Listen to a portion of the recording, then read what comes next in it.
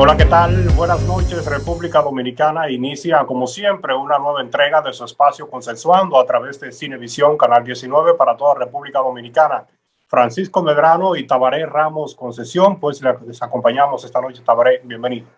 Muchas gracias, Medrano. Como siempre, un privilegio tener la oportunidad de dirigirnos a los televidentes en una entrega más de este programa Consensuando. Comentar brevemente los cambios que ha hecho el presidente, dentro de los cuales el más importante, el cambio de ministro de Educación, el cambio del director de Migración y otros cambios también que tienen un poquito menos de jerarquía, pero que no dejan de ser importantes. Yo me identifico con esa escuela de cambiar a los funcionarios, que es una escuela muy utilizada por el esquema del doctor Balaguer, porque es que los funcionarios, cuando duran más de 2 años en los cargos, tienden a desconectarse de la realidad y en algunos momentos hasta se endiosan. Y eso le da una garantía al presidente de que ningún funcionario se sienta con total seguridad en el cargo y quiera dar siempre lo mejor. Y además eso puede ir dándole la oportunidad de acumular experiencia y eventualmente de convertir a esos funcionarios en estadistas por las experiencias que van acumulando en los diferentes estamentos del Estado. Y este es el caso, por ejemplo, de Víctor Gómez Vergés, fue ministro de Educación, ministro, me parece que fue canciller. Luego fue juez del Tribunal Constitucional y tuvo muchos otros cargos que ahora no puedo retenerlos todos, pero él puede calificar para lo que uno dice que es un estadista, porque no todos los políticos son funcionarios, ni siquiera todos los funcionarios son estadistas. Los estadistas ya son personas que han podido acumular experiencia en distintos ámbitos del Estado y con una trayectoria, ¿verdad?, que sea con muchos aciertos y con pocos desaciertos, porque perfecto no hay nadie. Pero yo me inscribo y me adhiero y apoyo al presidente de la República con estas rotaciones que ha hecho de cargo. Digo rotaciones porque en la mayoría de los casos han cambiado de puesto para colocarlo en otro puesto. Por ejemplo, el director de Migración fue designado como cónsul en Boston, Enrique García. En el caso del ministro de Educación fue designado como ministro de Estado sin cartera. Es decir, que en algún caso tiene funciones, en otros no, pero sigue en el tren estatal. Así, han habido cambios en el Intran, se ha designado a Hugo Veras. Correcto, también sí, es una dirección general. Correcto, en el CEA, o en Bienes Nacionales, que también estaba a cargo del CEA, el señor César Cedeño, ha sido designado cónsul de República Dominicana en Puerto Rico. Sí. Y también hubo cambio en el Impostón, se ha designado una nueva persona en el Impostón. Pues definitivamente ya se venía prácticamente reclamando en una parte importante de la sociedad al presidente Luis Abinader para que introdujera esos cambios en el tren gubernamental sobre la base de que ya ha llegado a sus 2 primeros años de gestión y se quería algún tipo de sangre nueva o de nuevas señales. Toda vez de que también en algunos de los funcionarios que han sido removidos han habido algunos sonidos, ¿no?, de presuntos actos o denuncias de irregularidades, de inobservancias a la ley, de esos llamados escándalos que una gran parte de la sociedad rechaza, y por consiguiente Luis, que ha estado sobre la base de un gobierno que está montado en la bandera de la transparencia, del combate a la corrupción, de la no impunidad, pues tenía ese compromiso también de abrazar esa causa de la sociedad. Nosotros en el día de hoy, a propósito de esos cambios, Tabaré, vamos a tener una entrevista muy interesante con un ex director general de Migración, y con él estaremos hablando precisamente sobre las expectativas de ese nuevo director general de Migración y cómo evalúa la gestión ya saliente de Enrique García, por lo que auguramos un buen espacio en la noche de hoy. Así que a los amigos televidentes le queremos decir que se mantengan en sintonía con el espacio. Vamos a nuestra primera pausa comercial y en breve estaremos hablando con el doctor José Ricardo Taveras, el director general de Migración, sobre muchos temas en el país que él, pues, en el día de hoy nos estará dando su visión y sus opiniones al respecto. Así que mantenga la sintonía y ya regresamos con más en Consensuando.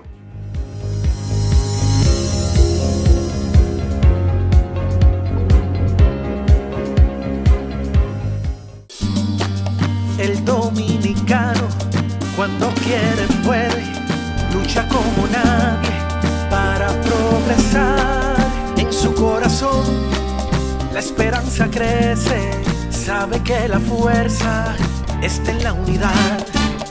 Dominicana, dominicano, somos vencedores si me das la mano. Le dimos pa' allá y lo hicimos. Juntos dimos el valor que merece nuestro arte y nuestra cultura para seguir apoyando el crecimiento de nuestro talento y de nuestra gente. Banreservas, el banco de todos los dominicanos.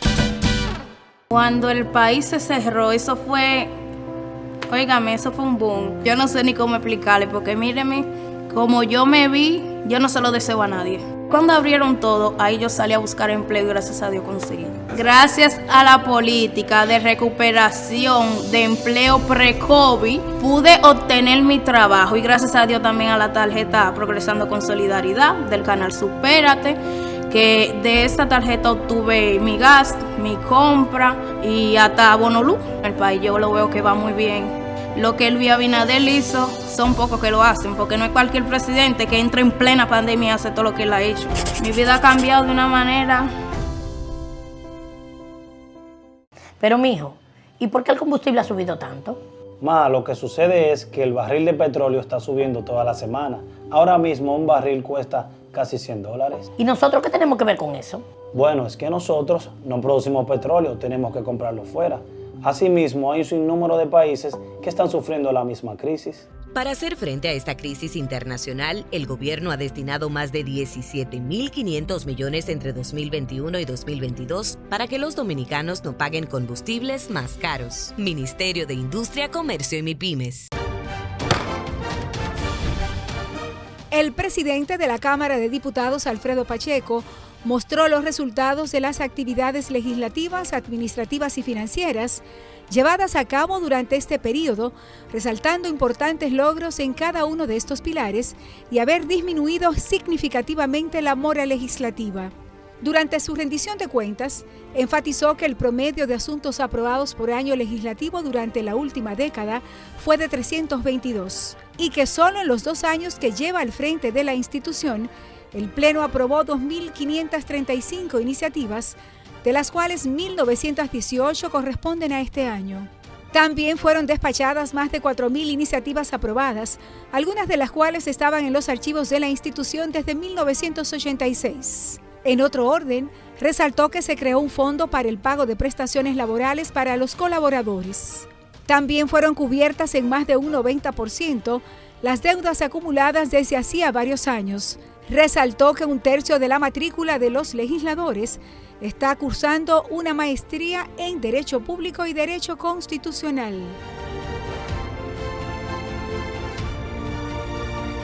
Cámara de Diputados de la República Dominicana. Desde nuestra llegada al Ministerio de Educación, asumimos la firme decisión de garantizar el cumplimiento del artículo 63 de la Constitución de la República Dominicana, que establece que todas las personas tienen igual derecho al acceso a la educación, sin más limitaciones que le imponen sus competencias, sus actitudes y su dedicación. Por eso, quiero reiterar el compromiso de nuestro ministerio con garantizar a los adultos y a las personas jóvenes también que por diferentes motivos y causas no pudieron completar sus estudios primarios y secundarios, garantizarles una oportunidad para que puedan hacerlo con calidad.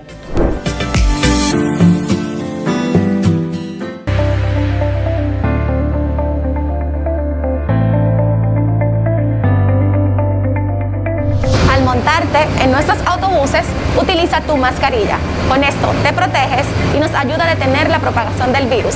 Ayúdanos a ayudarte.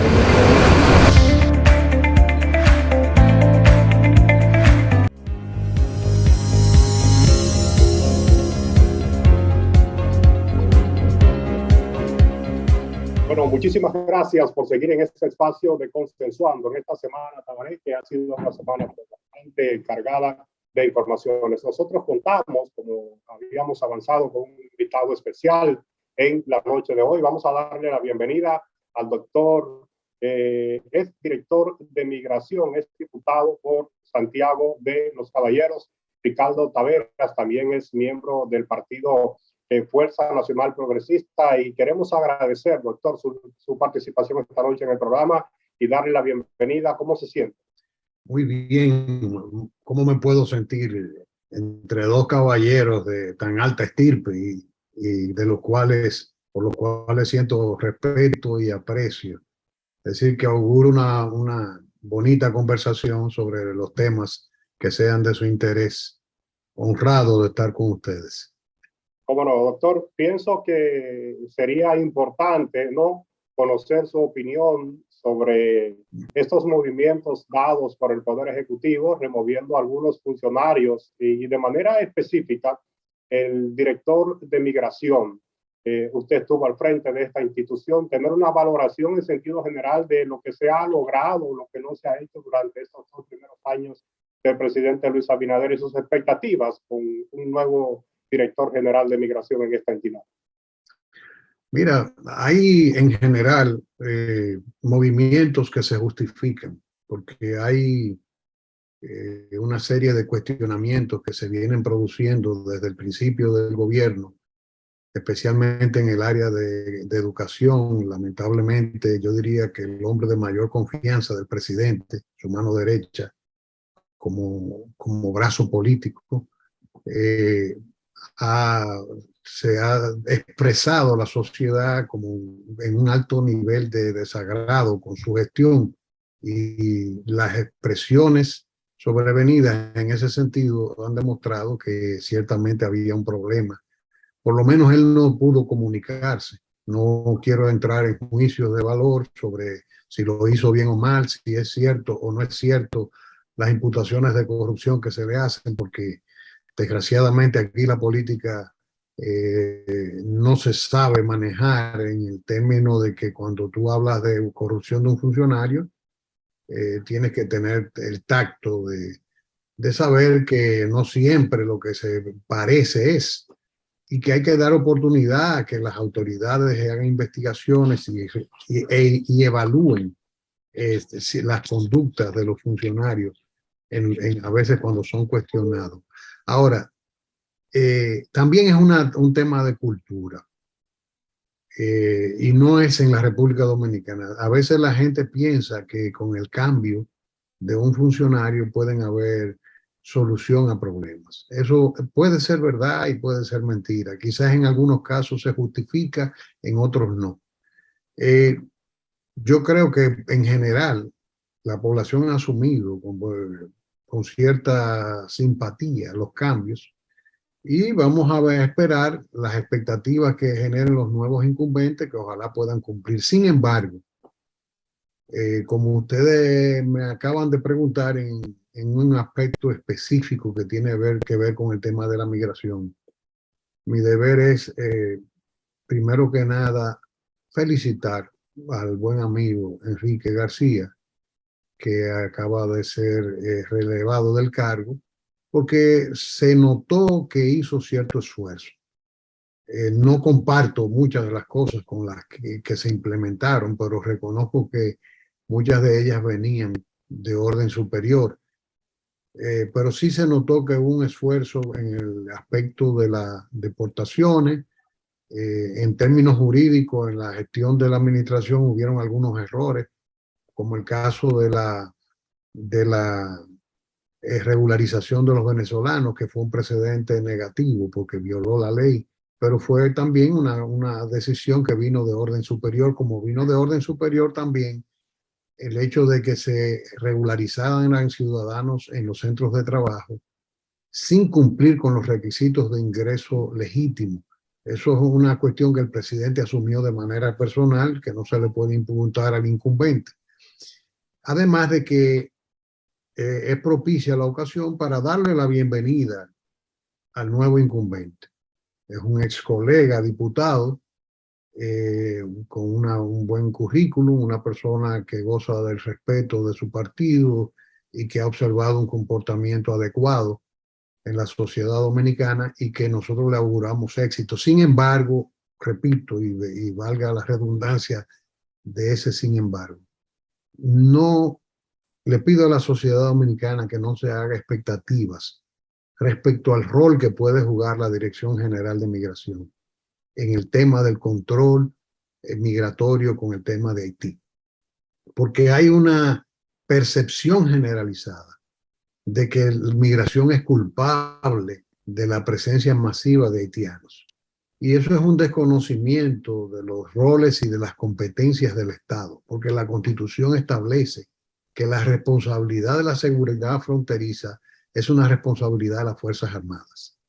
Yo soy testigo de excepción de que nosotros, por ejemplo, cuando éramos incumbentes en migración y en cooperación con Fuerzas Armadas también, nosotros tuvimos con apenas 2 autobuses espacios de deportaciones sin precedentes de 80,000 por año.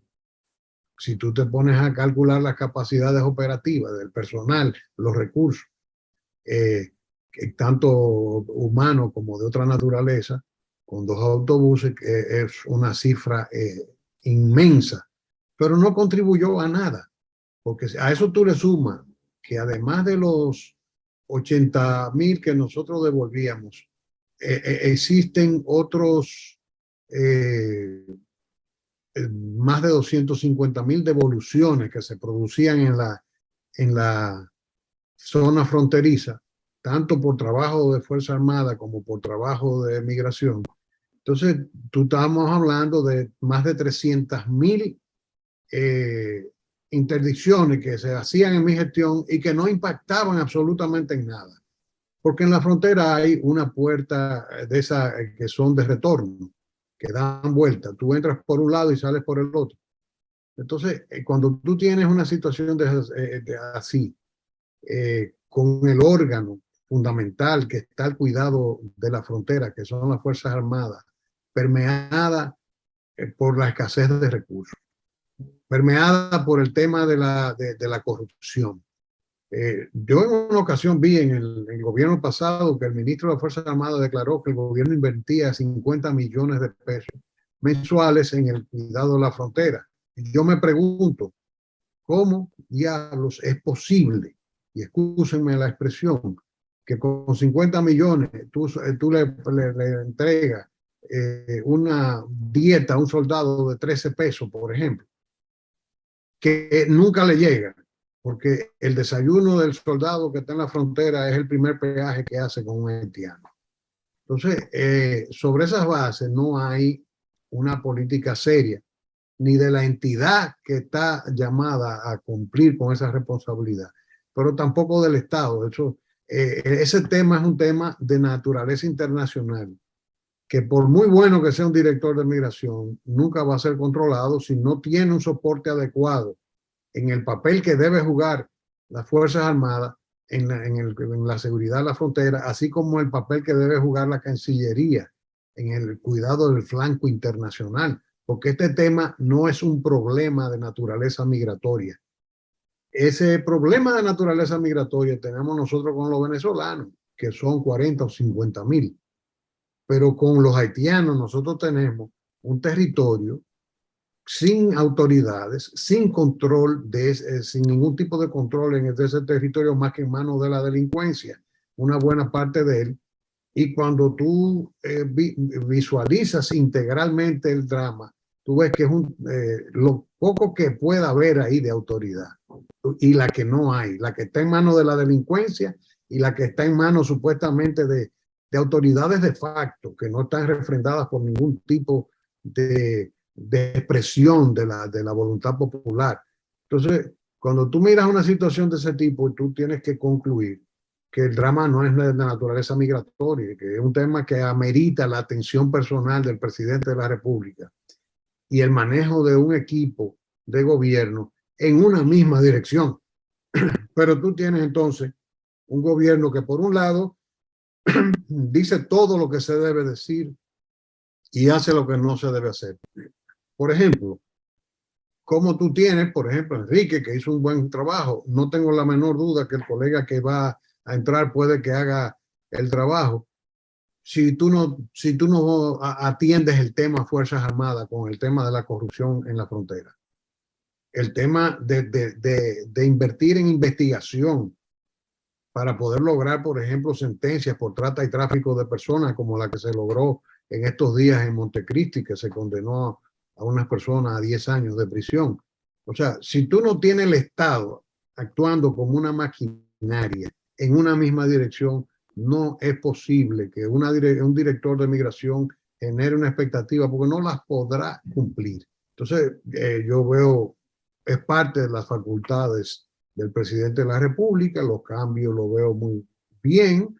Creo que en algunos casos la sociedad los estaba deseando, porque ya ese mandato había entrado, yo diría que en una crisis de legitimidad por falta de confianza de la población en algunos de los casos, y en otros han sido relevos que por alguna razón se han ido produciendo, algunos de ellos por naturaleza política. Ustedes saben que el PRM es más o menos un reciclaje del PRD, y a ellos les gusta mucho el 2 y 2 y el de un tiempo tú, un tiempo yo, y ese tipo de cosas que también juegan su papel a veces en estos cambios. Doctor, hay un asunto que nosotros quisiéramos, apelando a su experiencia en tanto tiempo, abordando el tema de la situación dominico-haitiana, que, como lo han dicho varios presidentes en diversas oportunidades, es un matrimonio sin divorcio.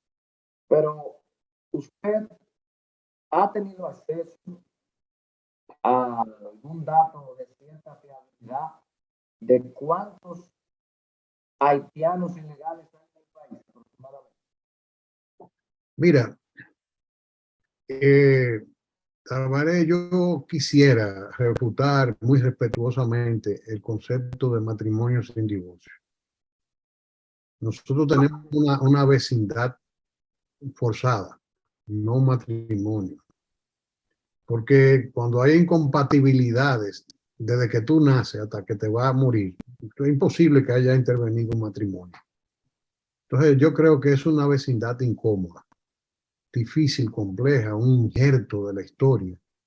Y creo que, aunque no está dicho de mala fe, y sé que lo dices porque muchos lo hemos dicho, en algún momento probablemente muchos ciudadanos han usado el término matrimonio sin divorcio porque realmente cohabitamos en una isla.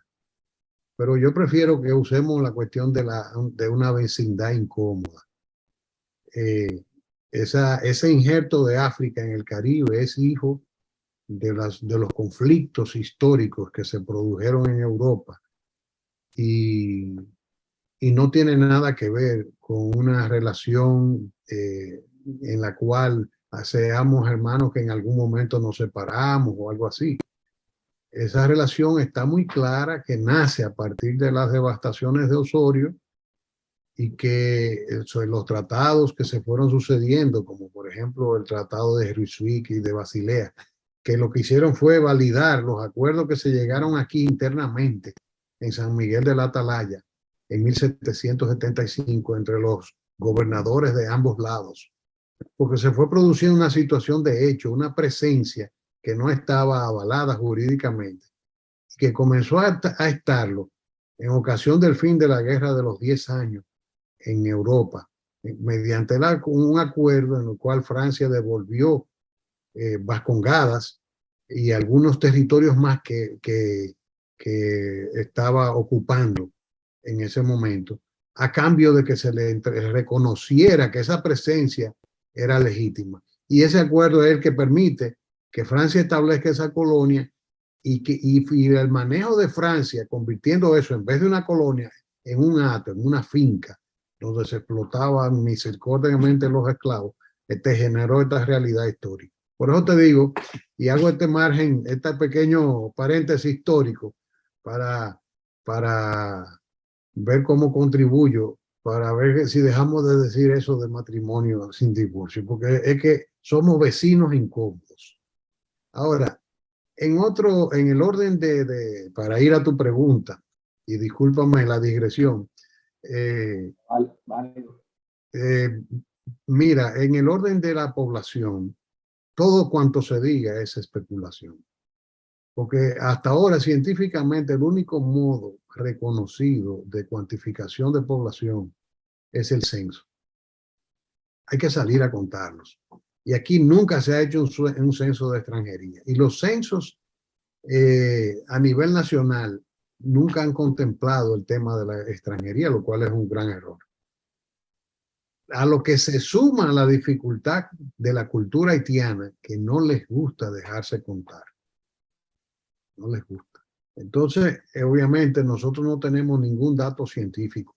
Aquí se sacó en una ocasión, en medio del Plan Nacional de Regularización, del fiasco ese que hizo el gobierno pasado, en el cual Gustavo Montalvo, el presidente Medina, que es el responsable político de esa decisión, hicieron todo cuanto le dio la gana a los intereses corporativos de nivel nacional y a los intereses internacionales para satisfacer un plan de regularización que terminó donde iba a llegar, en el fracaso, porque se hizo sobre bases ficticias, se hizo a punta de pistola, se sacó del órgano que tenía las competencias legales para ponerlo en manos del órgano que tenía que no tenía competencia, que es el Ministerio de Interior, sin experticia institucional para eso, fracasó, y obviamente se saca en medio de eso para tratar de darle soporte a la teoría de las ONGs y una encuesta para hacer un estimado.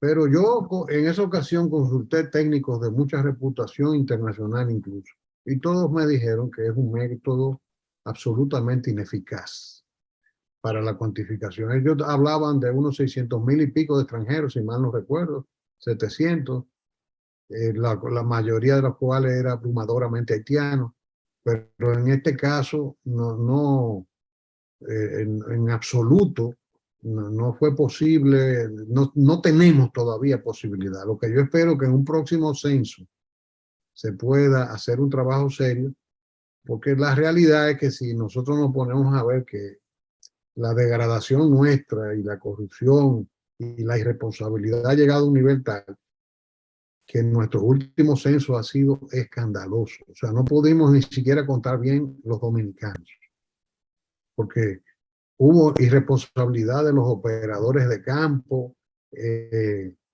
ponían información al azar y fue realmente un desorden. Yo espero que cuando nos toque hacer un próximo censo, que ya debe estarse pensando en eso, porque el último ya hace buen tiempo que pasó, se supone que cada 10 años el Estado debe hacer un censo para poder planificar su presupuesto y sus obras y el desarrollo del país, porque sin eso tú no puedes hacer un cálculo adecuado. Eso es lo que te permite a ti saber cuánto demanda de electricidad puede tener el país, los requerimientos de las políticas sanitarias, de infraestructura, educación, etcétera. La planificación descansa en el censo. Y obviar el tema de los extranjeros en el censo ha sido realmente un fracaso del Estado Dominicano, algo que no se puede repetir. Y ojalá que en un próximo censo se haga un trabajo serio, se tomen las medidas y que se pueda cuantificar la cantidad de extranjeros. Tú puedes estimar, porque por la forma en que los vemos tan abundantemente y en la forma tan fácil que entran, y cuando lo sacan, la forma tan fácil en que regresan. A veces salen en la mañana en un viaje y llegan a un punto de control fronterizo, los deportan y inmediatamente regresan. A veces llegan en la noche, a veces llegan al día siguiente. Ustedes pueden preguntarle a cualquier amigo que tenga mano de obra haitiana para que vean de qué manera tan irresponsable. Yo tengo muchos amigos que me cuentan, bueno, mira, un haitiano que trabaja conmigo, se lo llevaron y le tuve que prestar 10,000 pesos para cubrir el costo del retorno. Entonces, así no vamos a llegar a ningún lado, porque incluso desde el lado haitiano hay ONG que cuando llegan allá los reciben y los asesoran y los ayudan y los conectan para que puedan retornar. Y la información que nosotros levantamos en una ocasión fue que incluso hasta a veces te los ayudan financieramente. Hay una política y hay muchos recursos en la desestabilización de la identidad dominicana para poder permitir el sueño de la comunidad internacional en el sentido de que sea el contribuyente dominicano el que se haga cargo de ese universo de dramas. Es una cosa impresionante. Y lo penoso no es eso. Lo penoso es que esos intereses que están sencillamente jugando al hecho de que no lo quieren en el sur de la Florida, no lo quieren en Canadá, no lo quieren en Dominica, ni en Francia, ni en ningún lado. Entonces, ¿cuál es la salida? Bueno, ellos están ahí. Ellos nos ven como una isla poblada por negros y unos negros que son más promovidos que otros que no aceptan a los más pobres. Ellos tienen una visión racial de la problemática. Para ellos el peso de la cultura, de la lengua, de la historia, no tiene ningún valor. Ellos quieren que a cualquier precio nos asumamos eso. Y decía que lo que es peor, para que no se me quede, que eso mismo quieren las élites dominicanas. Los ciudadanos, los que tienen mucho dinero y emplean mano de obra masivamente, porque les interesa sostener el mercado laboral en las condiciones en que la están sosteniendo. Yo no me canso de decirlo. Hay estudios vinculados a centros de pensamiento del Banco Mundial, que sirven al Banco Mundial, que han establecido que los dominicanos estamos ganando salario a nivel de 1990. Lo voy a decir millones de veces hasta que a todos los dominicanos sepan lo que nos está pasando. Y que esos salarios que estamos ganando a ese nivel, ¿saben por qué se da? Porque hay una ley de la economía, de que el salario es un tema de libre competencia, de oferta y demanda. Cuando tú tienes una sobreoferta de mano de obra que es extranjera, ilegal e indocumentada, que tú puedes legalizar, que tú puedes pagar a bajo costo o al costo que nos pagan a los dominicanos, porque en realidad le pagan más o menos igual que los dominicanos, pero le pagan igual nominalmente, pero la formalización de ese trabajador no figura en ningún lado, salvo para que se les reconozcan los costos a los ciudadanos, a los empresarios. Por ejemplo, la Dirección General de Impuestos Internos emitió en 2007 una resolución que está vigente, que ningún director la ha querido desmontar, que permite que una persona que tiene del área de construcción, que tiene trabajadores extranjeros, y lo mismo se hace con la agropecuaria, pueda reportar el gasto de esa nómina sin que esa persona tenga ningún tipo de identidad. Entonces, cuando tú ves que esos centros de pensamiento, que están bien vinculados a Banco Mundial, cuando no a organismos internacionales de otra índole, como la propia Unión Europea, el mismo Willy Lozano, el flamante director del Instituto Nacional de Migración, en una ocasión dirigió un grupo y hicieron un estudio.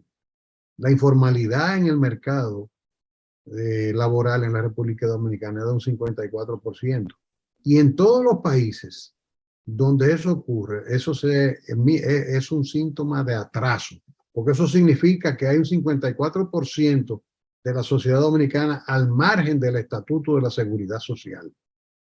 Eso significa que ese 54% participa del mercado laboral de manera informal e incide en el salario. Por eso es que nosotros tenemos tanta depresión. Ahora, si tú lo organizas y obligas a que todos paguen seguridad social y los costos que conlleva el tema, pues entonces ahí viene el problema. Ahí el salario va a subir y eso se está utilizando por esos sectores para deprimir el salario, y eso es un crimen que se haga de ese modo. Es interesante toda la visión, el sentido general que tiene el doctor Ricardo Taveras sobre la problemática de la migración irregular en República Dominicana. Doctor, vamos a seguir conversando, pero nos permite ir a una pausa comercial y en breve estamos de regreso con usted con esta interesante entrevista. Ya regresamos.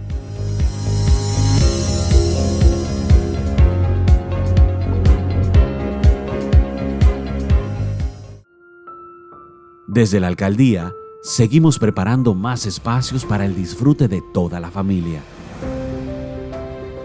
Espacios para compartir con nuestros niños y niñas de manera segura y digna. Ven a disfrutar de una sana recreación en parques completamente remozados, debidamente iluminados, señalizados y con nuevos juegos infantiles. No solo son parques, son momentos y emociones. Alcaldía del Distrito Nacional. Estamos avanzando, rompiendo las fronteras entre la gente y la Cámara Alta. Ahora somos un Senado más humano, incluyente y participativo. Un Senado moderno, listo para enfrentar los retos de este nuevo siglo, de estos nuevos tiempos.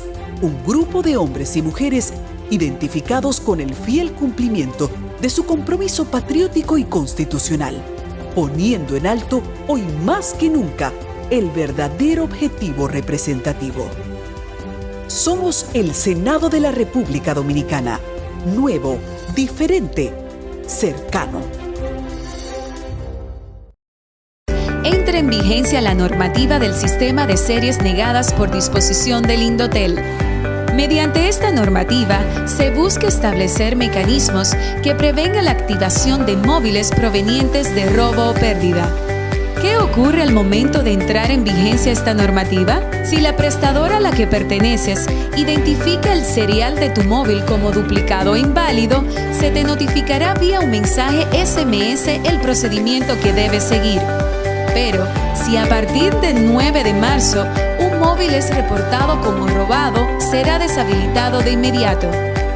Recuerda adquirir tus equipos en fuentes confiables y siempre verificar el estatus en que se encuentra mediante el número de email ingresando a la página del Indotel www.indotel.gov.do. Al hacer esto, evita ser víctima de obtener equipos robados, adulterados o duplicados.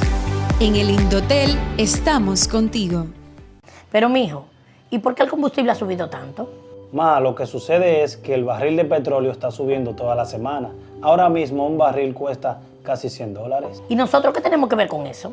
Bueno, es que nosotros no producimos petróleo, tenemos que comprarlo fuera. Asimismo, hay un sinnúmero de países que están sufriendo la misma crisis. Para hacer frente a esta crisis internacional, el gobierno ha destinado más de 17.500 millones entre 2021 y 2022 para que los dominicanos no paguen combustibles más caros. Ministerio de Industria, Comercio y MIPYMES. La empresa de transmisión eléctrica dominicana, ET, está enfocada ahora mismo en resolver un problema que tenemos en la ciudad de Nagua. Esto es como consecuencia, evidentemente, de las altas temperaturas que está presentando todo el territorio nacional, y una alta temperatura va acompañada automáticamente de una demanda de electricidad, de una mayor demanda de potencia. Actualmente, Nagua tiene un transformador instalado de unos 30 MVA y la demanda está llegando a unos 34 MVA. Esa móvil que sale hacia la ciudad de Nagua es una móvil que vamos a instalar de manera provisional, que es de unos 70 MVA, hasta tanto nosotros podamos transportar un transformador que tenemos en la ciudad de San Juan de la Maguana y que va a ser llevado hacia Nagua, y vamos de esa forma a poder resolver ya de manera definitiva la demanda que tendría Nagua quizá por los próximos 10 o 15 años.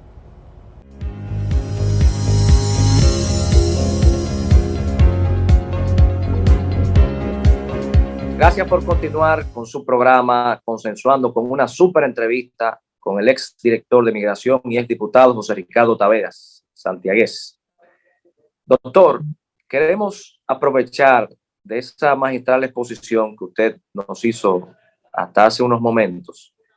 Explicaba que la DGI desde el año 2007, un dato que yo en verdad desconocía, aunque he tratado de ser alguien que le he dado seguimiento al tema, de que se aprobó una especie de resolución para que se pudiera presentar en los informes fiscales como trabajadores a personas que no sean identificadas que en la práctica estaríamos hablando de ilegales. Entonces yo me pregunto, ¿cómo puede eso validarse jurídicamente, dado el hecho de que tenemos una obligación legal en el Código de Trabajo que habla de que la presencia, ni siquiera de ilegales, la presencia de extranjeros no debe exceder el 10%? Entonces, esa resolución sería una resolución contra leyes.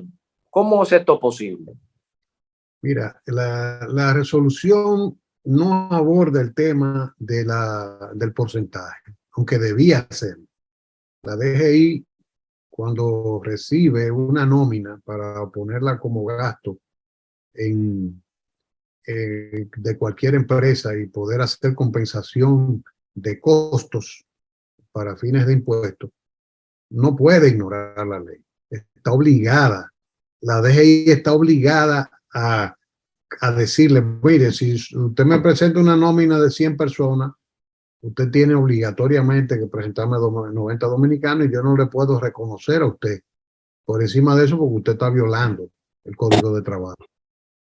Sin embargo, hay una situación de facto jurídicamente sustentada en una resolución que es nula. Pero ahí nos radica la gravedad. Ahí nos radica la gravedad. La gravedad, eso es grave, muy grave. Pero es más grave que ella viola sus propias competencias. Porque más bien que es invasiva de las competencias de la Dirección General de Migración. Para que una persona pueda trabajar en la República Dominicana, un extranjero, ese extranjero tiene que ser admitido y habilitado para eso por la Dirección General de Migración. Si no existe una habilitación previa de la regularidad de esa presencia de ese ciudadano no puede trabajar en ningún lado. Entonces no puede reconocerlo ni la DGI, ni el Ministerio de Trabajo, ni nadie. Yo voy a compartir con ustedes y ojalá que puedan usar una imagen de una carta que nosotros le remitimos al director general de Impuestos Internos cuando nosotros éramos director de Migración, en la cual le explicábamos todos los puntos en que se fundaba legalmente esa resolución, que eran invasivos de las facultades que por la Constitución Nacional le corresponden a la Dirección General de la República de Migración.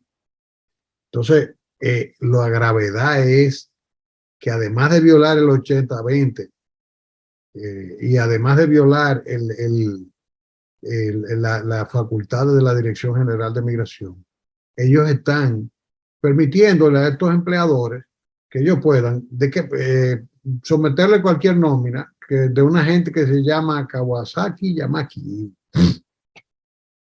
un ejemplo, o gente que se pone nombre, los nombres más estrambóticos, y así mismo lo ponen.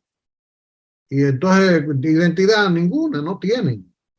Entonces, yo lo que creo que tú, cuando haces procesos de organización de extranjería, es para encarrilar la extranjería al orden, no para desencarrilar el orden y ponerlo al servicio del caos, que es lo que ha estado pasando aquí. ¿Qué es lo que ha estado pasando aquí desde el gobierno pasado, especialmente? Porque tú me dices, bueno, pero este problema es viejísimo. Sí, es muy viejo. Pero las leyes con que se vienen ordenando estos procesos, las normativas vienen desde el año 2004, que se votó la ley de migración, la nueva ley de migración, que resolvió muchísimos temas que había huecos que no estaban previstos.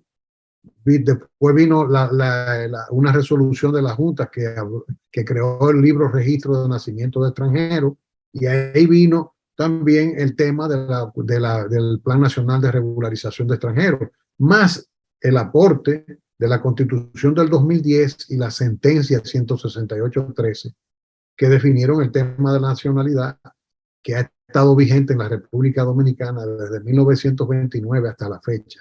Entonces, en conclusión, uno no puede aplaudir ese tipo de actuación, porque estamos frente a un Estado delincuente que viola sus propias leyes. Todo eso para poner esas violaciones al servicio de intereses corporativos y obviamente al servicio de la agenda de la comunidad internacional, que no quieren a los haitianos en sus costas y que quieren que sea el contribuyente dominicano el que siga pagando el caos sanitario y el desorden social y político de Haití con su presupuesto. Y nosotros no podemos, no podemos hacernos cargo de esa situación bajo ningún concepto. Todo eso, por eso te hablaba de que nos invitaba a la población que no se generara más expectativas de las que debe con la designación de un director de migración o no, la salida o no del otro, usted de acuerdo o no esté de acuerdo, porque es un tema que lo que necesita es de un director, de un presidente, perdón, que se sienta a ser director de migración, ministro de Fuerzas Armadas y ministro de Relaciones Exteriores, y que coja esas tres carteras, incluyendo la cartera de Interior y Policía también, y asuma él la coordinación de este tema, porque la responsabilidad de las políticas internacionales es del presidente de la República. Entonces, este es un problema internacional, no es un problema migratorio. Migración no está en capacidad de enfrentarlo sin la cooperación interagencial y sin una voluntad política que solamente en un país como el nuestro puede imponer un presidente de la República, que es lo que nos está pasando, por desgracia. Doctor, hay una parte que yo quisiera que usted nos abundara. Desde la promulgación de la ley de migración, y usted lo puntualizaba muy bien, se hablaba de la necesidad de hacer el plan de regularización. Un plan de regularización que la sentencia 168.13 hizo la exhortación y el llamado de que finalmente se ejecutara, se pusiera en ejecución. Entonces, se implementó un plan de regularización que posiblemente ha sido de los pocos en el mundo, que fue el mismo Estado receptor que lo pagó, y se hablaba de un monto cercano a los 2.000 millones de pesos. Entonces, usted nos dice que no obstante el contribuyente dominicano haber costeado ese plan de regularización, entonces ese plan de regularización fue un fracaso, es decir, votamos 2.000 millones de pesos. Bueno, 3.000 millones de pesos. 3.000, peor. Eso fue lo que se anunció. No sé si lo llegarían a gastar todo, pero eso fue lo que se anunció como presupuesto del Plan Nacional de Regularización de Extranjeros. Simultáneamente con nosotros, en ese mismo tiempo, Panamá hizo un plan de regularización y los extranjeros se acogieron y les costaba $1.000 acogerse. Aquí el Estado financió eso, lo cual es contraproducente. Pero imagínate tú que se haga, porque dada la situación de indefensión económica en que se encuentran los migrantes que tenemos en República Dominicana, pues somos el único país que está dispuesto a financiar una migración que lo que está haciendo es empobreciéndola culturalmente. En todos los ámbitos nos empobrece. Nos empobrece porque empobrece a toda la población cuando tenemos el tema del nivel de los salarios. Entonces, es una falta de visión integral de la problemática. Entonces, ¿por qué fracasó ese plan? Bueno, porque el alfil que en ese momento tenían los grupos corporativos en el gobierno era Gustavo Montalvo. Porque desde Danilo Medina para acá, lejos de que un político ocupe la Secretaría de la Presidencia, se le ha estado entregando eso al Grupo Vicini. Montalvo era un representante del Grupo Vicini, de los organismos internacionales, una persona vinculada a esos grupos que estaba ahí pichando el juego de esos intereses. Y con esto no digo que esa familia sea la única responsable, no. La agenda de todos los intereses corporativos que tienen mano de obra intensiva, haitiana, ilegal, indocumentada, es la misma. Ellos son los que tienen obviamente más poder, probablemente los que más contribuyen en las campañas electorales y tienen facultad de pedir, dame este ministerio, ponme a fulano ahí. Como vino y se le entregó al señor Macarrulla, que es un importante empresario y ejecutivo de ese grupo. Entonces, cuando tú te pones a calcular ¿Qué fue lo que impusieron? Que la persona se podía coger depositando fotocopias de actas de nacimiento. O sea, tú podías depositar cualquier cosa y te daban tu carnet y no eran documentos apostillados ni antecedentes penales, nada.